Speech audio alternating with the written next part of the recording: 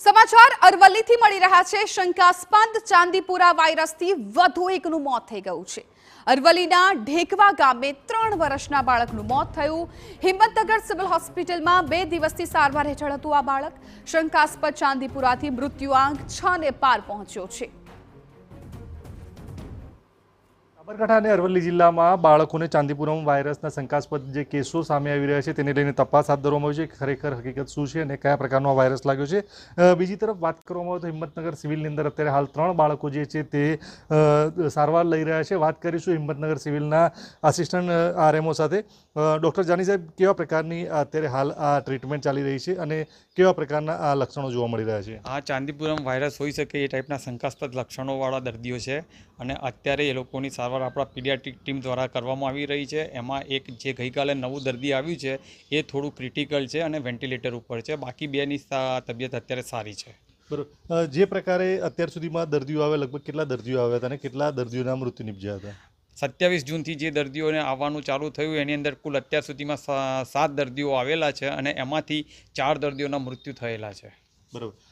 જે પ્રકારે અત્યારે હાલ એક જે છેલ્લું દર્દી આવ્યું તેની પણ હાલત ખૂબ ગંભીર હોવાનું સામે આવી રહ્યું છે, કેવા પ્રકારની સ્થિતિ છે?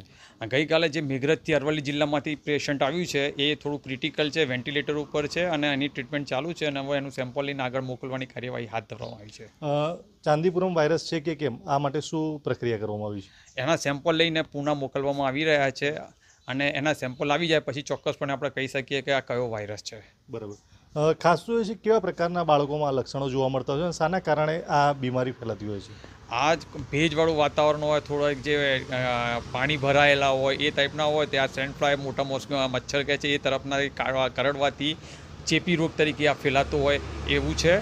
અને આ નાના બાળકો લગભગ અત્યારે 2 થી 9 વર્ષ સુધીના બાળકો આપણે ત્યાં દાખલ છે। બરાબર। અને કેવા પ્રકારના લક્ષણો તેમાં સામે આવતા? એમાં તાવ આવવો ટૂંક સમયમાં, એટલે કે 24 કલાકની અંદર તાવ આવે, ઉલટી થાય, ઝાડા થાય અને ખેંચ આવી, આ 4 પ્રકારના લક્ષણો દરેક દર્દીમાં જોવામાં આવી રહ્યા છે। બરાબર। જે પ્રકારના લક્ષણો જે છે તે ચાંદીપુરમ વાયરસને ભળતા હોવાના લઈને જે હવે આ સમગ્ર જે રિપોર્ટ જે છે તે પુણે લેબોરેટરીથી આવે તેની રાહ જોવામાં આવી રહી છે। લગભગ સોમવાર સુધીમાં આ રિપોર્ટ જે છે તે સામે આવી છે અને ત્યારબાદ આ સ્પષ્ટતા થશે કે કઈ રીતે આ બાળકો જે છે તેમના મૃત્યુ થયા હતા અને અત્યારે હાલમાં જે સારવાર હેઠળના બાળકો છે તેઓની પણ સ્થિતિ શું છે અને તેઓને પણ કયા પ્રકારનો ચેપ લાગ્યો છે। અવનીશ ગોસ્વામી, TV9, હિંમતનગર।